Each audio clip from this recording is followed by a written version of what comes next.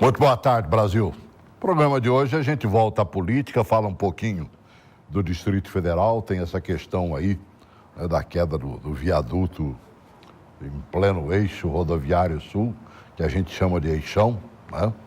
Principal ponto de ligação de Brasília, né?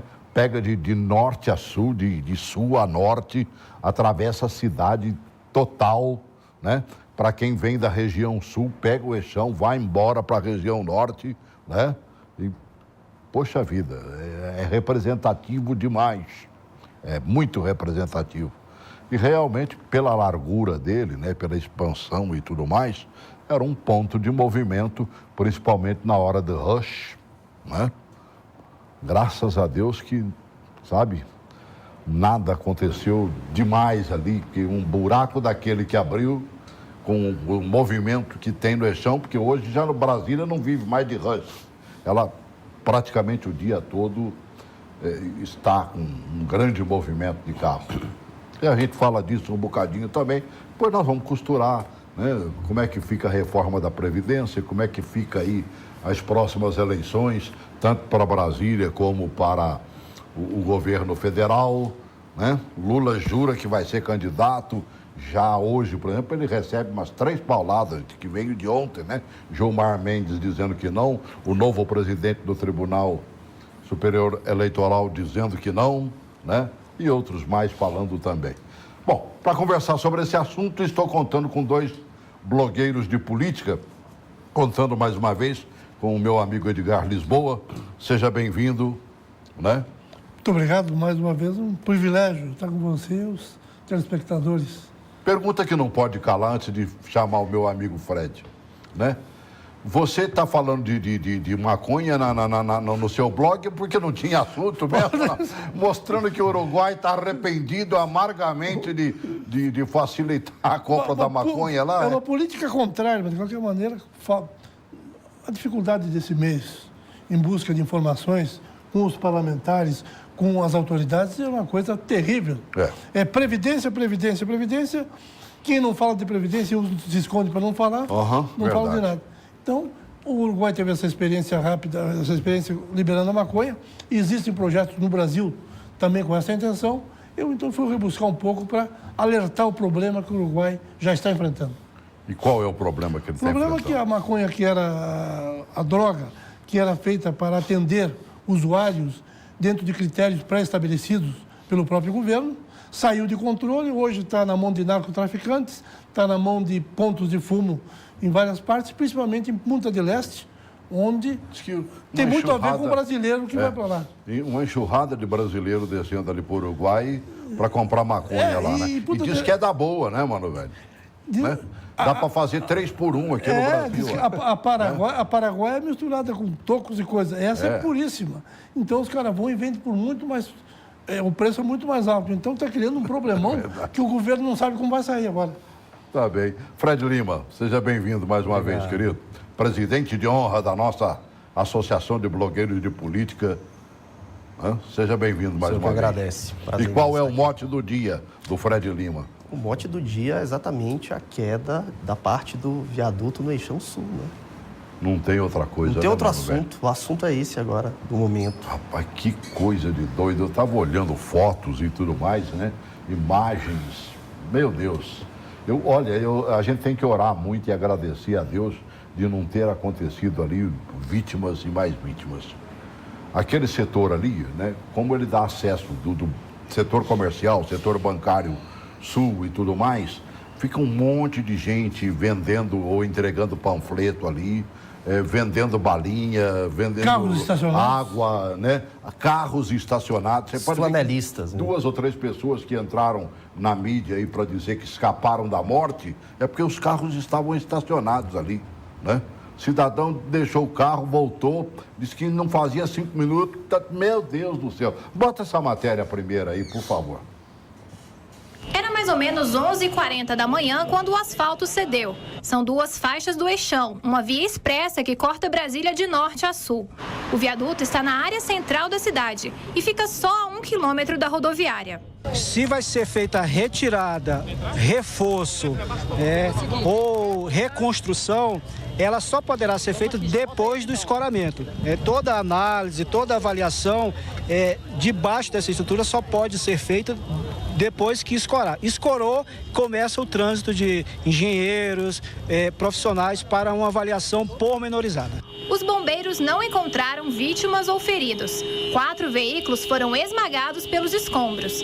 Um deles é do Lindenberg. Ele estacionou o carro ali, como faz há 12 anos, 5 minutos antes do desabamento. Eu trabalhei e voltei às 11h30. Quando eu voltei, eu botei algumas coisas dentro do carro.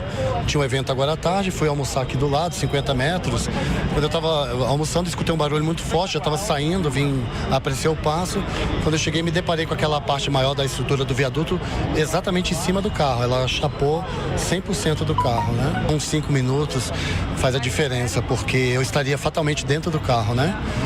Ou saindo do carro. Além dos carros que estacionam aqui, bem debaixo do viaduto também funciona uma churrascaria, que já estava aberta para o almoço. O relato é que no momento do desabamento, houve um tremor seguido por um grande estrondo. Todo o concreto veio abaixo de uma vez só. É um estrondo muito forte, nunca tinha ouvido algo parecido, não similar a uma explosão, mas um barulho rápido, impressionante, muito forte, mas rápido. Essas imagens, registradas pelas câmeras do Departamento de Estradas de Rodagem, DR, mostram os carros parados em frente ao buraco que se formou na pista, momentos após o desabamento. Muitos motoristas preferiram não se arriscar e fizeram manobras para retornar pela pista contrária. Poucos seguiram adiante e passaram bem ao lado do vão que se abriu no asfalto. O sargento Anderson, do Corpo de Bombeiros, parou a poucos metros do local para atender uma ligação do filho. Ele ia estacionar embaixo do viaduto para ir a uma loja e acabou sendo um dos primeiros a chamar o socorro. Foi de repente, o bloco caiu, a parte que é do guarda-reio, né, que é a parte extrema assim do viaduto, começou a ceder um pedacinho, depois veio todo o bloco de uma vez, uma queda de um segundo e meio, 2 segundos no máximo, foi aquela coisa bem rápida mesmo.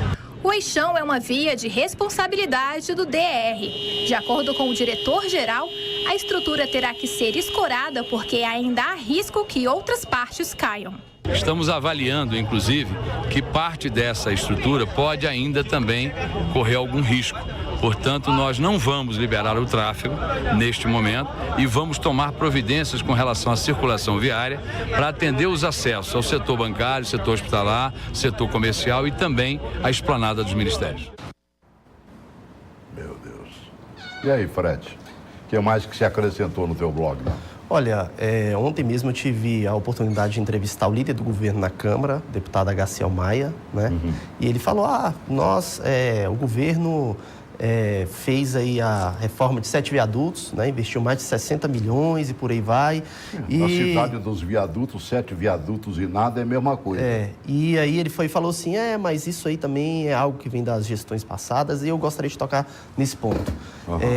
Não adianta agora vir também candidato da oposição ou gente que está na oposição só jogar a culpa para o atual governo. Por quê? Porque em 2011... foi enviado um relatório. E quem estava no governo em 2011? O Tribunal de Contas do Distrito Federal fez isso, né? O do DF ou da União, não me lembro direito. Foi do DF. Depois o CREA fez a mesma coisa no ano seguinte. O CREA fez a mesma coisa, foi. Então, quem estava no governo em 2011? Um fez primeiro, o outro depois. Tanto é que fizeram. De 11 e 12 isso aconteceu. Isso aconteceu. Então, quem estava no governo em 2011? Agnello Queiroz. Quem era o vice de Agnello Queiroz e que hoje está sendo um dos articuladores da oposição? Tadeu Filipelli. E Tadeu Filipelli, todo mundo sabe que era o grande gerente das obras ali. Tinha um secretário de obras, mas era ele que botava. Sim, com certeza. Então, é um erro que vem desde a gestão passada e que inclui personagens da oposição também. É erro do atual governo, erro da gestão passada também. E a desculpa que o governo usou, eu achei muito pífia, né? Dizer que Brasília tem 57 anos. Espera aí, ô Celso, São Paulo tem quantos anos? Mais de 400, então não tem condição, entendeu? Fazer esse tipo de comparação, o governador, de... É que lá em São Paulo tem um departamento de estrada de rodagens que funciona, mano velho. Eles prestam atenção, eles cuidam das estradas, eles cuidam dos seus viadutos, das suas pontes e tudo mais. Dificilmente você vai ver um negócio desse acontecer, sabe? É triste, mas é verdade. Triste mesmo é o seguinte, é você ver, por exemplo, o Jornal de Brasília de hoje, o Correio parece que fez a mesma coisa, verbas disponíveis não foram usadas. É o que os governos andam fazendo, eles não estão elegendo as prioridades. Governo nenhum gosta simplesmente de fazer esse tipo de obra de manutenção.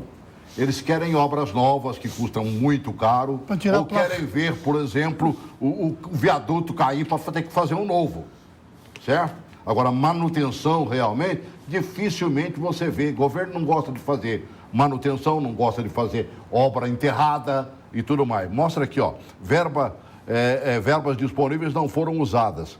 Obras de conservação de pontes, viadutos e edifícios públicos não foram prioridade do DF. Segundo pesquisa do Sistema Integrado de Gestão Governamental, SIGO, né, em 2017, a Companhia Urbanizadora da Nova Capital do Brasil, Novacap, tinha no orçamento aproximadamente 70 milhões para ações de conservação em equipamentos públicos. Do total foram empenhados, sabe quanto? 14 milhões. Ou seja, 20% do total que se tinha nas mãos. Dinheiro disponível inicialmente de 70 milhões, gastaram 20. Olha, sinceramente, sabe, Brasília está jogada às moscas. Por onde você anda, Brasília não tem um asfalto que presta, né? Os buracos foram tantos, você roda por aí, hoje está uns calombos. Porque cratera, né, da Lua.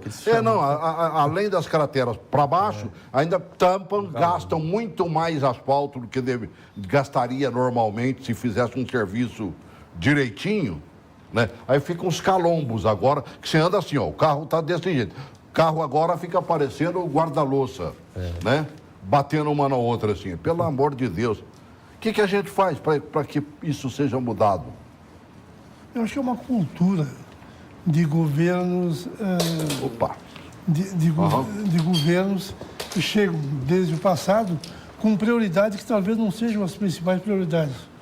Se você vai comparar, você está falando do asfalto, chega na Europa, por exemplo, o asfalto é dessa largura e leva 200 anos para fazer um buraquinho. Nem consegue fazer. Aqui, uma chuva vai embora, né? Acaba com tudo. É verdade. A qualidade do material também, né? Também. Que não é boa.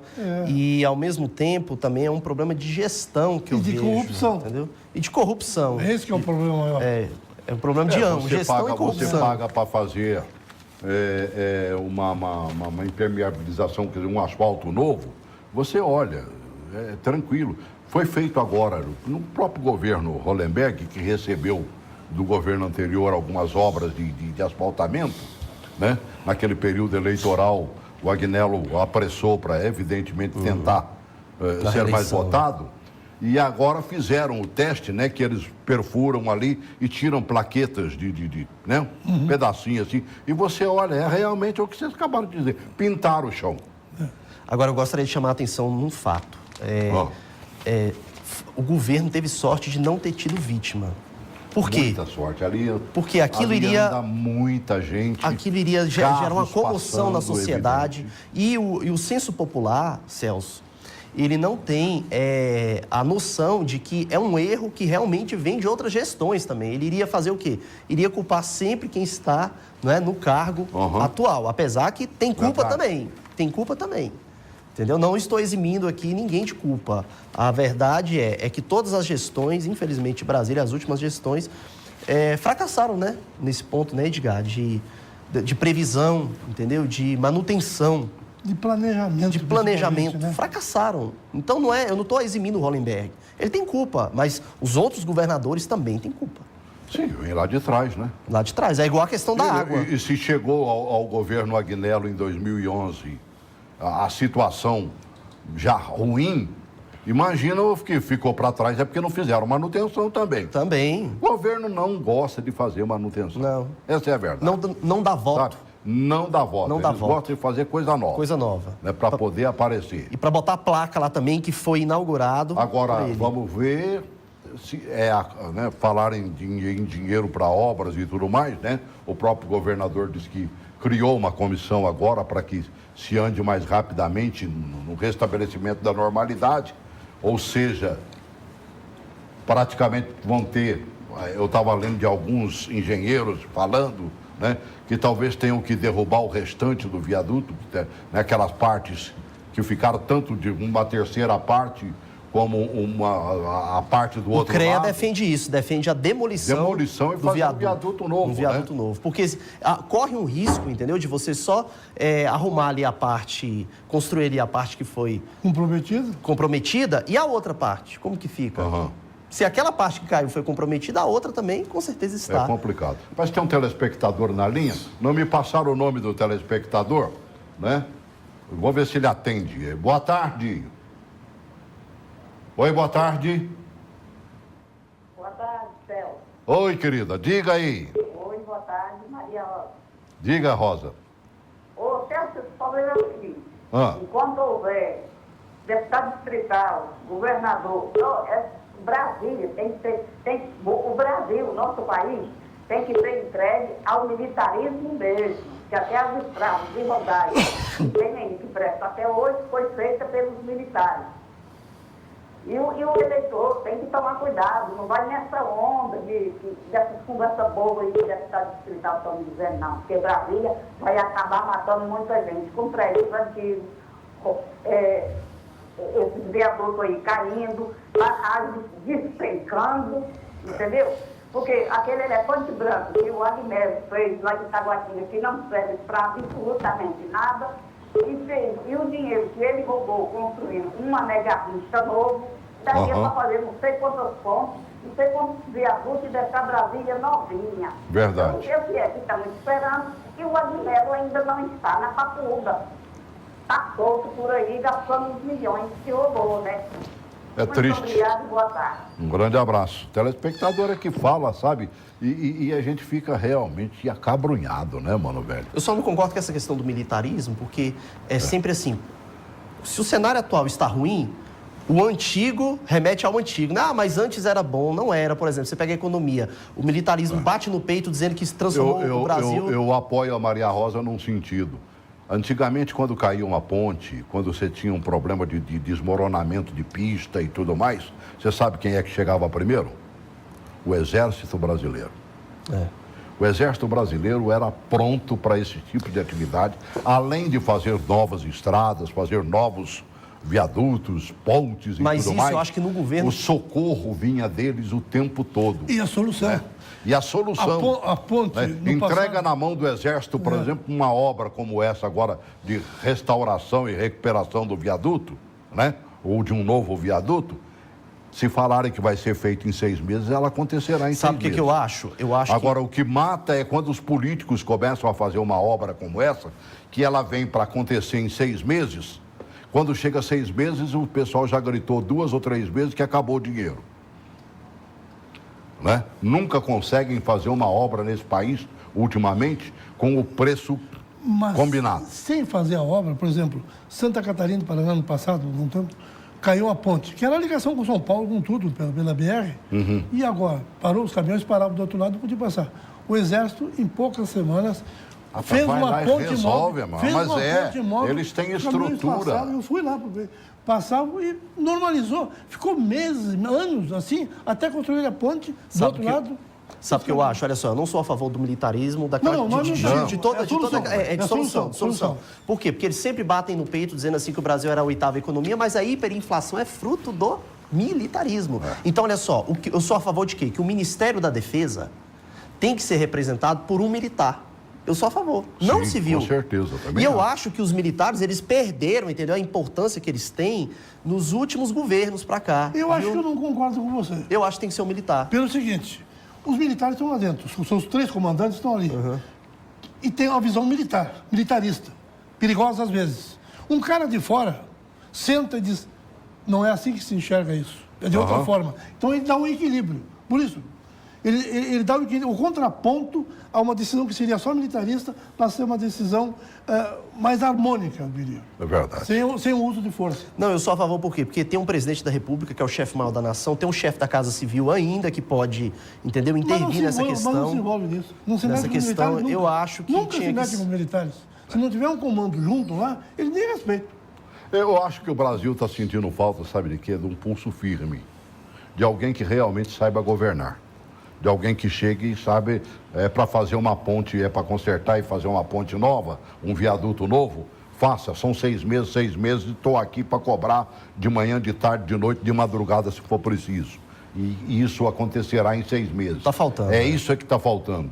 E o povo brasileiro está sabendo disso. O que Maria Rosa, por exemplo, acabou de dizer, boa parte dos brasileiros também está sentindo isso.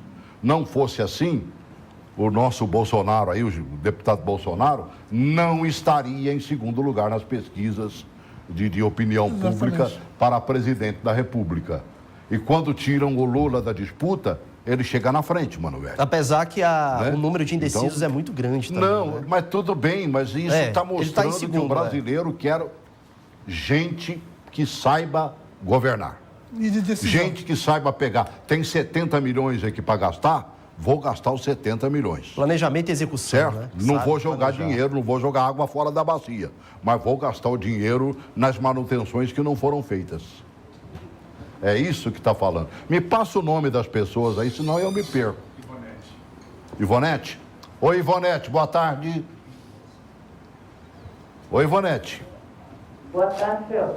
Tempo faz que a gente não se fala, né, menina? Boa tarde. Bom, graças a Deus. Fale aí.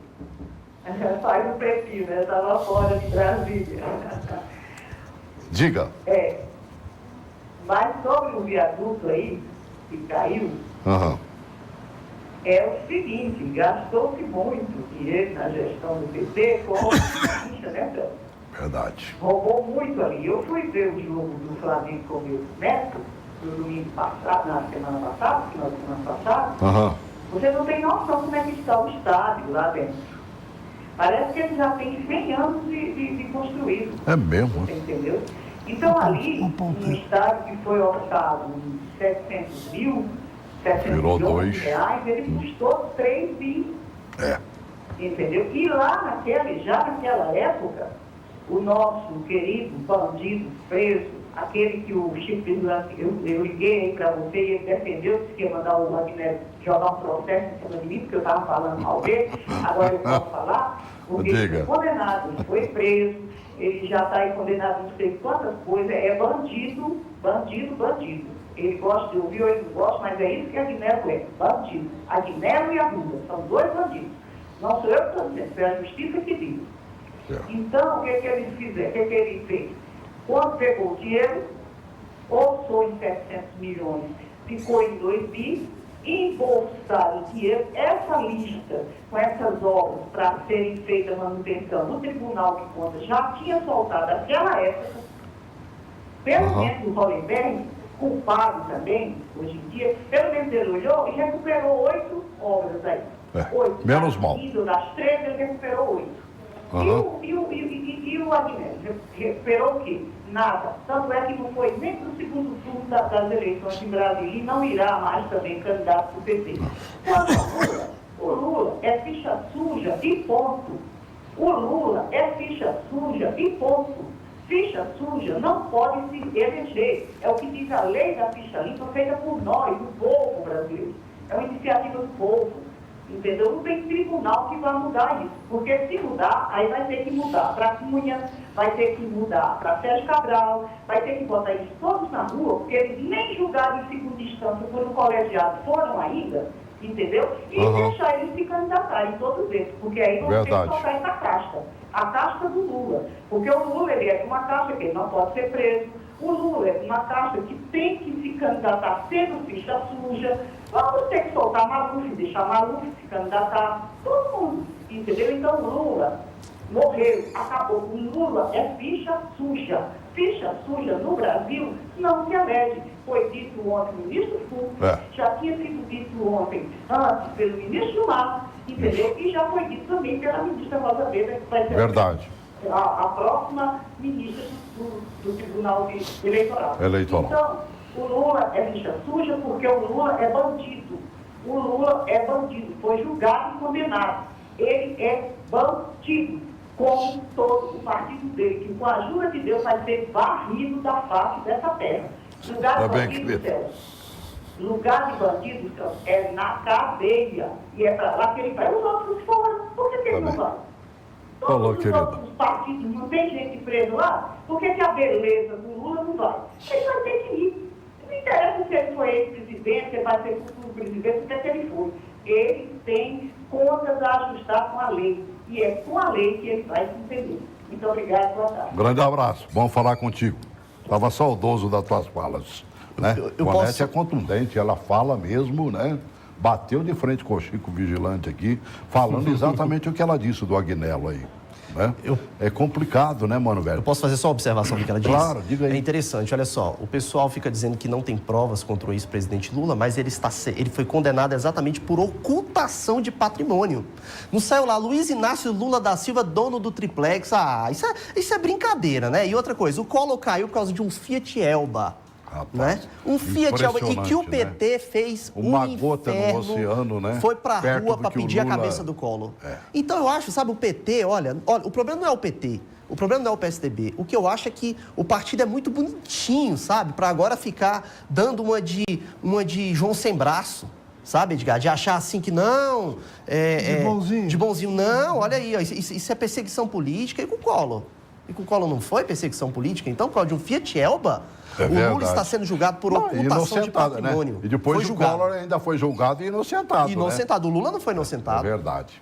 Pelo contrário, já foi condenado em segunda instância. Né? Entendeu? Em segunda instância. Se for para terceira... E olha, provas tem extratos, tem depoimentos nas 200 e tantas páginas lá do relator. O que eu acho interessante é que ele continua candidato e ele continua batendo na mesma tecla, né? Já foi advertido e tudo mais. Ele deu uma entrevista ontem. Pega esse último vídeo aí. Foi exatamente do Lula, né? Ele deu uma entrevista ao radialista Geraldo Freire, que é da rádio Jornal do Recife, poderosa Jornal do Recife, né? E exatamente falando que não sabia por que ele tinha sido condenado e que vai ser candidato. Coloca aí. Imaginei que você pudesse juntar um grupo de messiânicos na Polícia Federal, no Ministério Público e no Poder Judiciário para contar inverdades. Jamais. Mas isso existe. E eu estou sendo vítima. Ao invés de desanimar, eu continuo acreditando, continuo trabalhando, continuo torcendo, sabe? E vou provar. A única coisa que eu vou fazer na vida é provar, sabe, que eu estou sendo vítima de uma injustiça e o crime que eu cometi nesse país foi fazer com que as pessoas do andar de baixo subissem mais um degrau na escada de conquista social. Esse foi um grande crime que tem muita gente que não aceita. A única coisa que eu quero, Geraldo, é que eles provem o crime que eu cometi. Pelo amor de Deus, eu só quero isso. Eu só quero que eles parem de mentir a meu respeito e mostrem ao povo brasileiro qual foi o crime que eu cometi. Eu acabo de ser condenado por um apartamento que não é meu, que eu não comprei. O próprio juiz Moro reconhece na sentença que o apartamento não é meu, que não tem dinheiro da Petrobras, tá? Mas ele me condena e agora coloca em leilão. Quer dizer, essas coisas mais absurdas e absurdas que nenhum advogado de bom senso pode entender. Eu só quero que eles digam qual foi o crime que o Lula cometeu. Se eles disserem que eu cometi um crime, provar esse crime, porque se eu comprei um apartamento, eu tenho que ter uma escritura, eu tenho que ter um papel assinado, eu tenho que ter, sabe, alguma coisa, pelo amor de Deus, onde qualquer brasileiro sabe. Ele só é dono de alguma coisa quando ele compra e quando ele paga. Então, Geraldo, eu acho que eu vou ser candidato, Geraldo. Porque eu acho que a verdade vai prevalecer no final. E aí, fala o que você disse aí. Para mim, em off. Do Lula. O quê? Que ele sabe que não vai ser candidato. Ele sabe que não vai ser candidato. Isso é discurso de quem não vai ser candidato. Porque, olha só, ele vem falar aí que não tem provas, e os extratos que estão lá, nas 200 e tantas páginas lá do relator, e os depoimentos que tem? Do Collor foi o Heriberto, né? Aquele que era o motorista, deu o depoimento. O PT foi pra rua, fez um vendaval, entendeu? Quando ele deu aquele depoimento, juntou ali com aqueles caras pintadas ali, que alguns nem sabiam, né? Que estavam protestando, qual era o motivo do protesto. Só iam pra rua só pra fazer bagunça. Pra pintar, cara, o brasileiro não sabia mais como é que a gente ia pra rua naquele tempo. E quem pintou, a maioria ali que pintou, era gente que defendia o Lula. A gente não sabia ir pra rua mais, o tempo dos militares, né? Ô Celso, olha só, eu quero deixar uma coisa clara, eu não sou PSDB, eu não tenho um partido político, eu quero que a Aécio Neves também pague pelo que ele fez, tá? Porque foi uma decepção para a nação. eu quero que ele pague. Só que eu acho muito bonitinho o discurso petista hoje. Muito bonitinho, sabe? De querer, não, é uma vítima da sociedade, é uma vítima. O que é isso? E outra coisa, fala aí... Mas o melhor negócio do mundo é se fazer de vítima. Se fazer de vítima. Voto, mano velho. Não é, mano velho? Nós que conhecemos, ou que mergulhamos mais fundo, porque a idade, né? Quase 3 vezes a idade do Fred. Eu acho que o Lula está fazendo o jogo que o PT está fazendo, quer fazer, levar até o último instante, para depois dedicar apoio a alguém. Que transferir voto não é fácil, mas nas circunstâncias atuais, se ele virar vítima, vai ser mais fácil. O partido ganha com isso, né? Ganha com isso. E uma jogada política. E era um partido que estava morrendo. Sacanearam o cara foi perseguido pela imprensa, pelos juízes, por todo mundo, e vai apoiar fulano. Vamos votar nele. Aí ele carrega boa parte dos votos para o candidato que ele vai apoiar, para não deixar o Bolsonaro crescer, né? E hoje os partidos não estão mais só pensando em eleger o governador ou o presidente da República, né? Os partidos estão pensando em mergulhando fundo, porque tem que eleger, sabe o quê? Deputados. A base parlamentar. A base parlamentar que manda no dinheiro que os partidos recebem, que recebe de acordo com o número de parlamentares que tem lá dentro. E manda no presidente da República. Junta 2, 3 partidos desse aí, ó. Olha o presidente da República rezando no terço o tempo todo nos partidos políticos. Ele tenta uma reforma previdenciária e não consegue chegar lá. Ele já, como diz o outro, já encheu os bolsos. Não foi direto para os parlamentares, mas são de verbas destinadas a algumas obras, algumas coisas a serem feitas nas regiões desses parlamentares, que se eles não mostrarem serviço lá, não se reelegem. Né? Deputado ainda são votos bem distritais, né?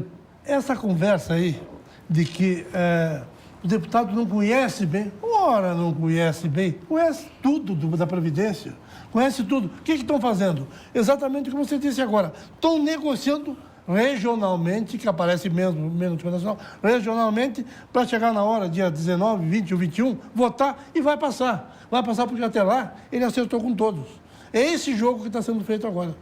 Isso, eu falei com 3 parlamentares, 2 hoje. Agora, se fosse Temer, eu colocaria em votação, mesmo sabendo que não iria passar. Porque aí a responsabilidade fica por cima do Congresso, né? Eu posso falar só mais uma observação do vídeo? É o seguinte, o Lula alegou ali que tirou tantas milhões de pessoas da miséria, né? E que aquelas pessoas que estavam embaixo, lá na pirâmide social, colocou no topo. No andar de cima. No andar de cima. Isso é mentira, deixa eu te falar aqui. A Dilma entregou o governo com mais de 13 milhões de desempregados. O governo do PT, o maior nível da história, com o menor crescimento desde o Plano Real econômico. Que conversa é essa, gente, que o PT entregou, que o PT fez isso, fez aquilo? Teve a bonança externa, né? Que eu sempre eu sempre digo aqui no programa, de 2003 a 2008, que não teve uma crise internacional no mundo e os países subdesenvolvidos, né, cresceram como nunca na história. Aí o Brasil entrou na onda, só isso também. Depois disso, foi só problema, só recessão, só desemprego. Desde a Marolinha, nós estamos... está pagando o pato pela Marolinha. Cada vez mais, né? Exatamente. E a profundidade deste oceano parece que é sem fim, né? Impressionante. Sem fim. Quando não se levou a sério aqui no Brasil, aquela bolha imobiliária que aconteceu nos Estados Unidos... 2008, né? E outras bolhas podem acontecer. Agora vem o dinheiro virtual aí, você viu, é outra porcaria também, que já está arrebentando com muita gente. Já está implodindo, né? Celso, eu queria fazer uma proposta para você. Diga. Para uma hora, você fazer um programa em Brasília sobre Itapuã.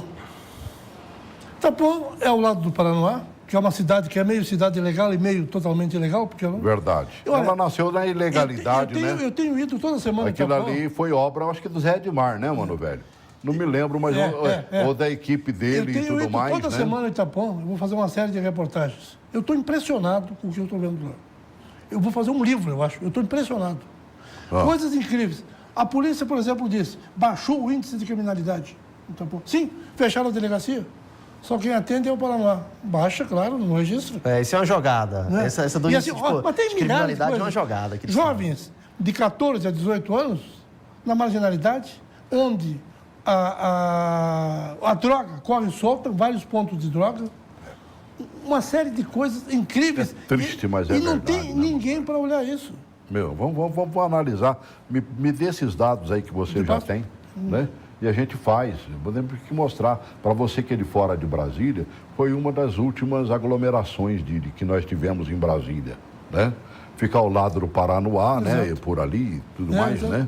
Junto, Paraná. Aquela região ali, ó. E deixaram, do nada, de repente, invadiram tudo e virou hoje uma grande cidade. Isso já não tem noção de quantos mil habitantes tem lá, mas sei que está grande demais. Isso já é consequência exatamente daquilo que a gente está falando, da corrupção já. Exatamente. Ou seja, não vai dinheiro suficiente, entendeu? Porque, olha só, a Constituição é muito bonita, né, Celso? Você pega a Constituição, você vai ler, beleza. é uma maravilha. É bonita, né? A Constituição é uma maravilha. E principalmente quando ela é cumprida, né?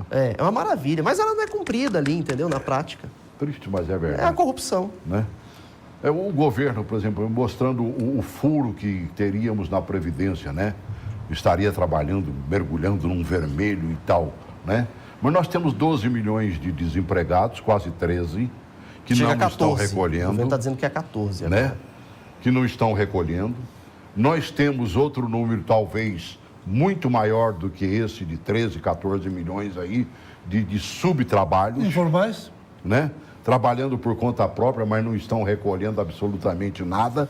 A prova disso é que os microempreendedores individuais estão devendo adoidado, não conseguem recolher um dinheirinho do nada que teria que recolher, certo? Então, sabe, nós estamos vivendo um mau negócio.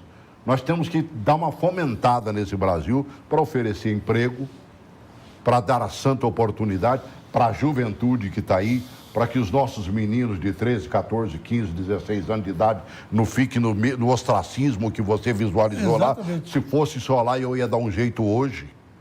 Mas não, você vai para qualquer cidade nossa aqui do Distrito Federal, tá lá a molecada na rua, sem ter o que fazer, mano, velho. Certo? O lazer é ficar no meio da rua, fazendo alguma coisa normalmente ilegal. Complicado. Celso, os anos 80 foram lembrados como uma década perdida por causa da hiperinflação, né? A década de 2010 agora, eu também acho que é a década perdida também. A gente não avançou em nada praticamente. A gente está numa recessão econômica imensa, maior desemprego, maior nível de desemprego da história. Então, assim, uma década praticamente perdida. A gente já está em 2018, Edgar. Faltam 2 anos só para acabar. 1 ano e meio para acabar a década. Não, e esse ano vai passar assim, ó. Né? Voando. Já estão falando em Copa do Mundo aí. Né? E tem gente já me cobrando, por exemplo, que eu comece a fazer pelo menos um programa de semana ou 15 dias aqui, falando da Copa do Mundo, né? E com engessamento... Daqui a pouco nós vamos ter, ou falamos disso, ou vamos continuar na mesmice que já estamos. Não é mesmo? E agora, com a eleição, o engessamento de tudo. Parou tudo. Fazer mais, para tudo. A década simplesmente acabou praticamente. Só falta 2019 agora. Aí vai entrar um novo governo, né, uma nova Câmara, e até conseguir colocar suas propostas né, na prática, vai demorar. É 2 anos. O primeiro ano você praticamente governa para o governo anterior, né? O governo anterior. Que já deixou tudo encomendado para o que você tem que fazer.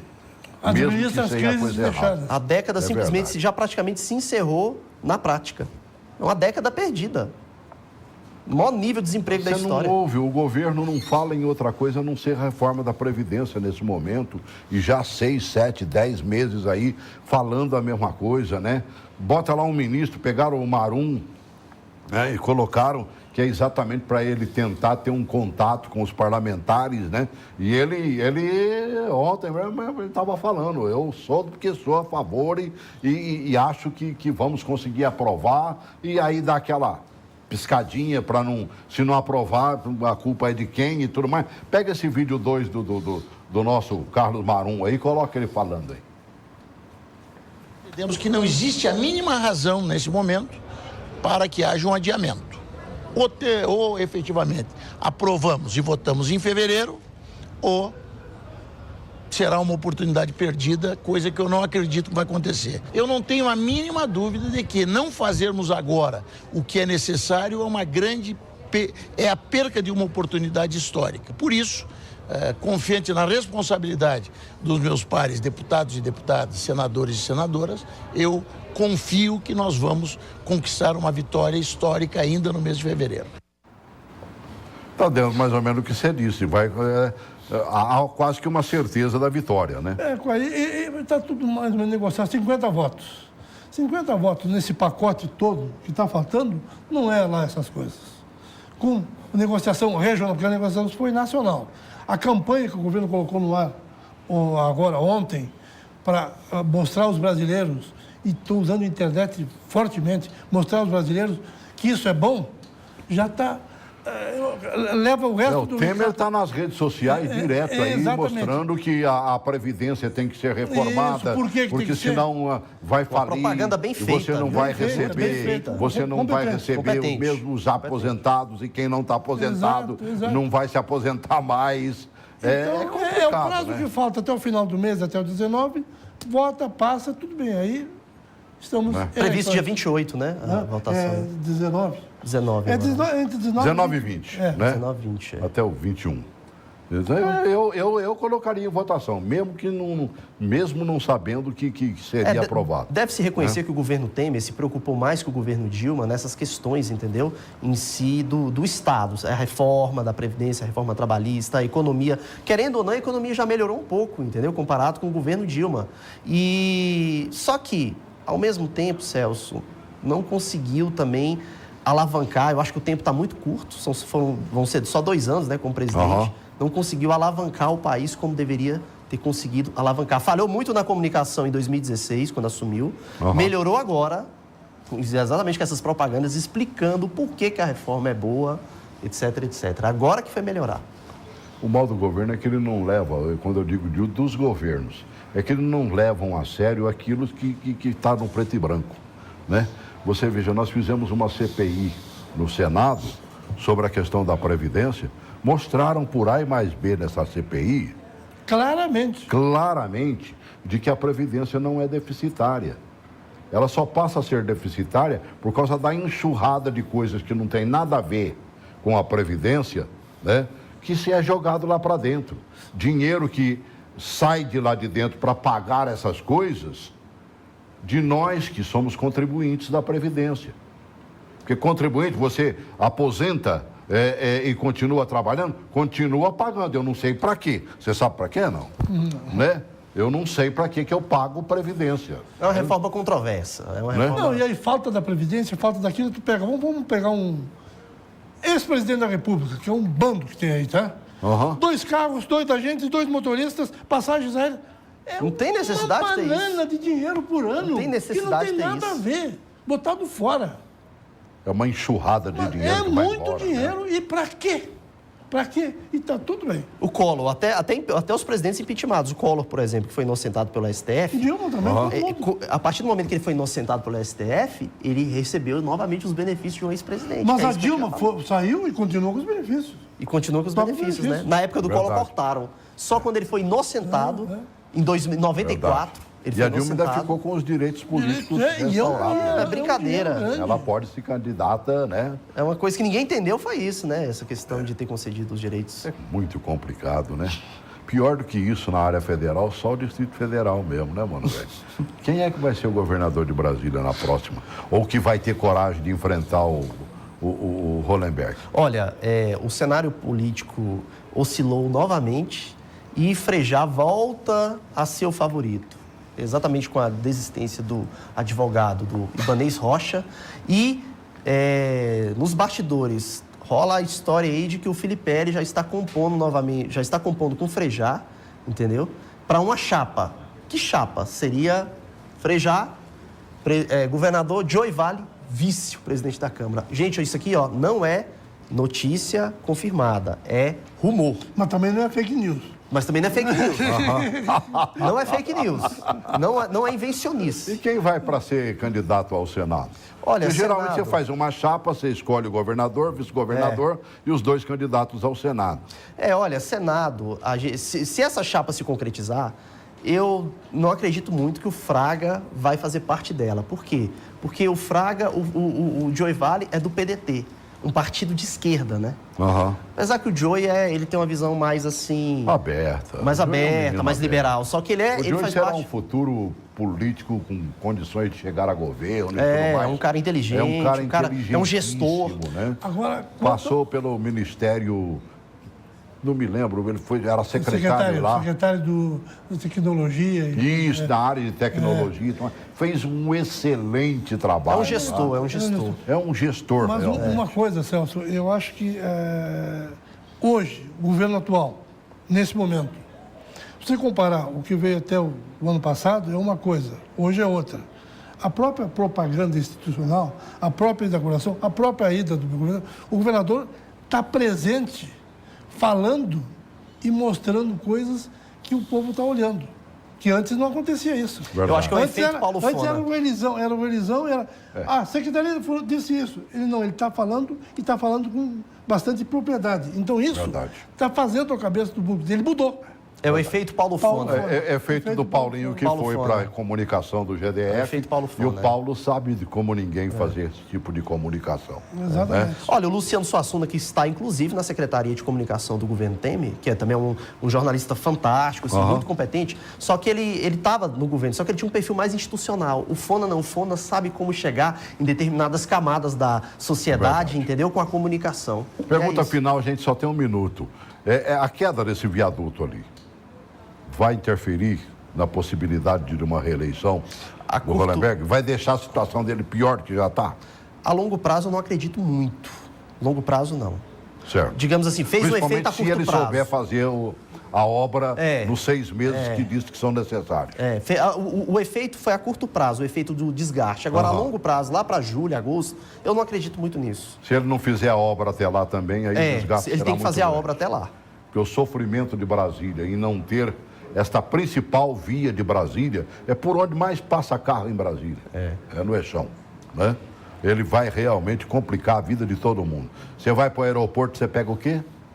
Eixão. Inclusive de políticos também, do Congresso brasileiro. Você vai tá vindo lá de fora e tal, vou descer para a Esplanada. Então você pega o Eixão e a direita na rodoviária ali, em vez de entrar para o buraco do Tatu, que dá acesso ao Eixão Norte, né? E sai da rodoviária, vai para casa com o ônibus. Para 10 metros depois. É verdade. Vai repercutir um pouco, evidentemente, mas não vai... A longo prazo, eleitoralmente não vai fazer muita... Eu também não acredito. Não vai ter muito peso, eu acredito também. Até porque não há muito o que mexer, né? E até porque não foi ele que fez a obra. É verdade. Ele devia ter dado manutenção, mas não foi ele que fez a obra, né? É verdade. Bom te ver, meu amigo. Muito obrigado. Eu acho que em 2018 é a primeira vez, né? Primeira vez. Não é mesmo? Fred também? 2018, primeira vez. Primeira vez, né? E olha que já estamos no 2º mês, hein? Tá bom? Falha minha que não convoquei vocês aqui. Eu não posso ficar sem os blogueiros de política. Esses meninos, principalmente, né? E juntinho com o mais idosinho aqui, né? De idade média, que é meu amigo Lisboa, né? Esses caras mergulham e sabem tudo, né? É verdade. E contam pra gente. Obrigado por terem vindo mais uma vez. Não, Obrigado por nos acompanhar. Um grande abraço.